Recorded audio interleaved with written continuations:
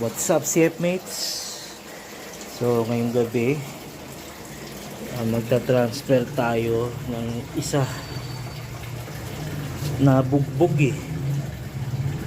naputulan ng isang sipit at isang paa. So nilayo ko muna siya sa mail. Galing siya doon. Galing siya dyan. Masyadong aggressive yung male. So ngayon ina-acclimate ko muna siya 45 minutes bago ko siya i-transfer sa bago niya solo tank niya. Susuluin ko muna siya hanggang sa mag-mold siya. Kawawa Ayan.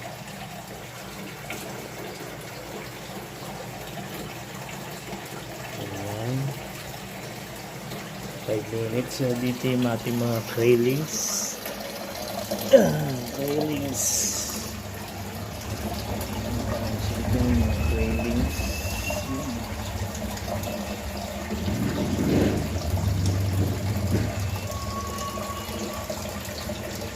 Railings.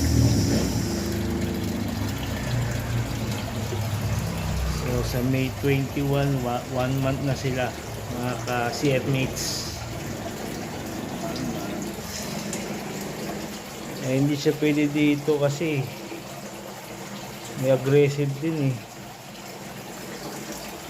ika-ika na siya So dito muna siya hanggang mag-mold. So good luck sa kanya.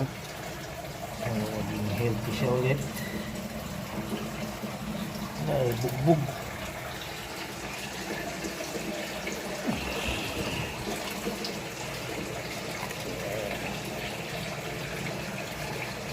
Tapos pagka 1 month, ito mga 1 month, na-transfer na siya natin dito.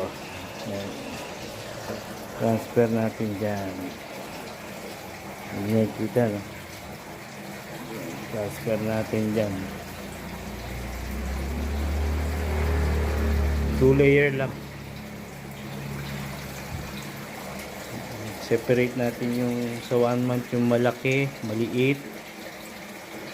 Tapos sunod gender naman.